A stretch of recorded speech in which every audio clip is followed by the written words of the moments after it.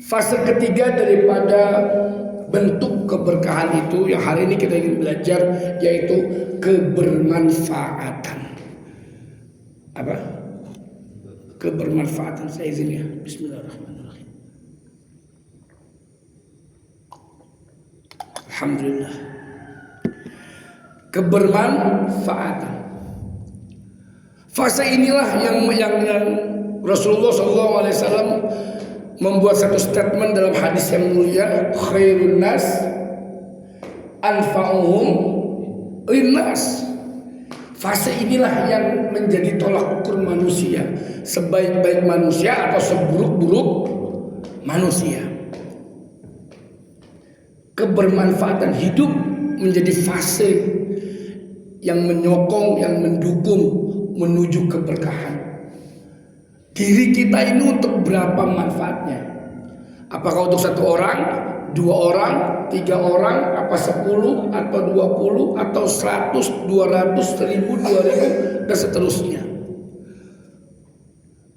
Fase kebermanfaatan. Kalau bahasanya Kiai Syukri almarhum Allah yarham, kamu itu jangan jadi manusia yang tunggal, jadilah manusia yang 1000 manfaat. Wah, wahid ka'alf. Nah, itu kata beliau itu. 1 bagaikan 1000. Jangan sampai kita kebalikannya, adanya orang yang 1000 tapi rasa-rasanya kok cuma 1 kebermanfaatannya. Untuk apa?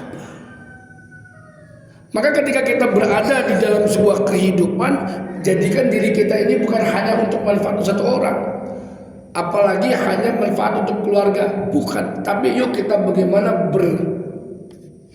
berusaha sekuat tenaga kebermanfaatan kita ini untuk umat, kebermanfaatan kita ini untuk sesama. Dan tanyakan pada diri kita masing-masing, hari ini sudah berapa orang yang saya bisa bantu? Wah, apa sedangkan hari ini berapa orang yang saya sudah bantu? Bantu apa? Bukan hanya sekedar materi, Bapak Ibu dirahmati Allah. Bantu semangat, bantu nasihat, bantu tenaga. Iya, macam-macam bantuan. Bantu perhatian, bantu motivasi, dan seterusnya. Banyak hal yang bisa kita bantu, Bapak Ibu dirahmati Allah. Minimal kita tidak ganggu orang lain, itu juga manfaat banget. Tidak ganggu orang lain, usil dengan kehidupan orang lain. Nah, ini juga nggak ada manfaatnya. Kerjakanlah yang manfaat menjadi fase kebermanfaatan. Bukankah Rasulullah SAW bersabda apa? Khairul Islam, Rasulullah SAW bersabda, sebaik-baiknya Islam seseorang, min husni islamil mar'i tarkuhu ma la ya'nihi.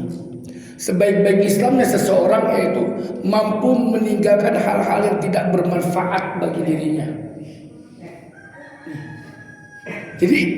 Jadi Masya Allah tabarakallah, dengan sabda Rasulullah SAW kita berpikir, sudahkah kita meninggalkan hal-hal yang tidak bermanfaat dalam hidup kita? Sehingga apa? Untuk menjadikan diri kita Islamnya benar-benar Islam yang sebaik-baik Muslim, kata Rasulullah SAW, min husni islamil mar'i, dia mampu meninggalkan hal-hal yang tidak bermanfaat. Menuju apa? Ya fase keberkahan tadi yang kita pengenkan. Insya Allah dengan ini semuanya Bapak Ibu dirahmati Allah, kita berusaha betul jangan sampai hidup kita menyusahkan orang lain. Jangan sampai hidup kita menjadi beban orang lain. Kalau bisa kebalikannya, adanya kita urusan menjadi lancar, adanya kita orang terbantu, adanya kita itu lupa. Adanya kita meringankan beban orang lain, adanya kita, apa itu? Apa yang bisa kita ambil, pegang. Satu orang, dua orang, tiga orang menjadi jalan kita menuju keberkahan. Ambil. Ada tetangga yang susah, wah ini jalan saya menuju keberkahan Allah. Ambil manfaat. Jangan malah ketika di depan kita ada kesempatan untuk berbuat kebaikan, malah kita mundur, Pak. Jangan. Malah kita mundur, habis itu tidak mau untuk melakukan kebaikan, kebermanfaatan dan seterusnya, ya bisa dipastikan hidupnya tidak berkah. Saudara-saudara